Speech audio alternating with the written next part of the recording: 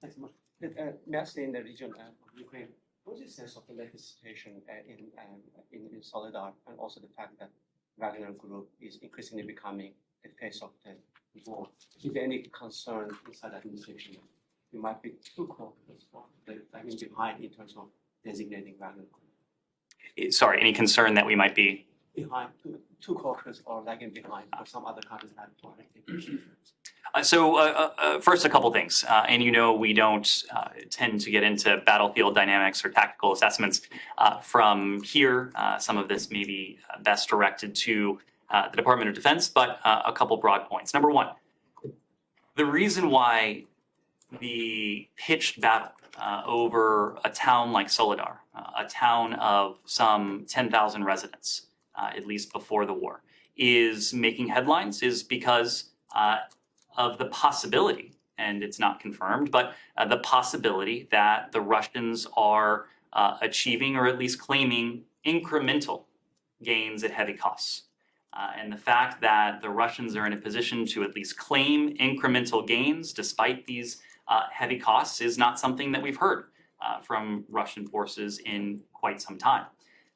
The Ukrainian forces, with their counteroffensive that started last year, have been extraordinarily effective at halting Russian advances, pushing Russian forces back, recapturing thousands of square miles of territory, and the fact that certain Russian elements are claiming they have made some incremental progress, I think speaks to the lack of the Russian ability to make such claims in quite some time. We have been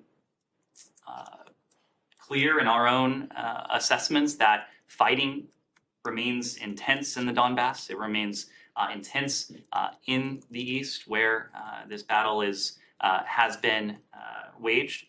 We expect that to continue. There will continue to be incremental gains and losses we expect by both sides.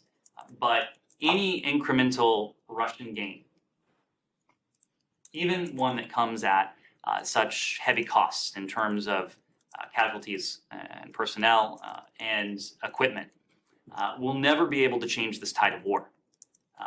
No tactical advance will be able to shift the strategic failure that President Putin and his forces have encountered from the earliest days of this war, and strategic failure that is only intensified with the effective counteroffensive that that Ukraine has mounted.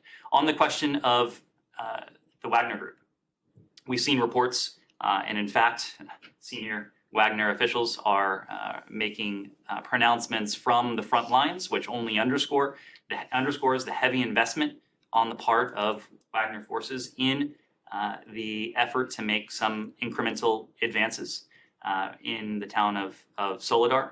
Of course, we've been very vocal about in condemning the involvement of Wagner, a group that has conscripted or in some cases offered pardons to hardened criminals, convicts, those convicted of violent crimes, who have been taken from Russian prisons and labor camps, and who have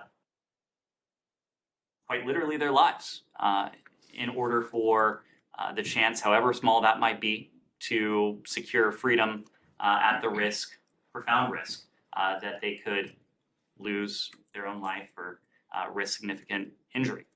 We've seen reports of tens of thousands of Wagner forces active on the battlefield, but just as partial mobilizations, just as additional calls for regular Russian forces have not been able to change the tide of battle, there is no doubt in our minds that the introduction of Wagner forces, even tens of thousands of Wagner forces, that there is no doubt in our mind that these efforts will meet the same fate that other Russian efforts have met in the face of the Ukrainian counteroffensive. Is there any reason out there that prevents you from designating this group, even given the fact that this group is illegal, even by Russian laws? And Wagner is designated under a number of authorities. Its leader, Mr. Prigozhin, is designated under a number of authorities.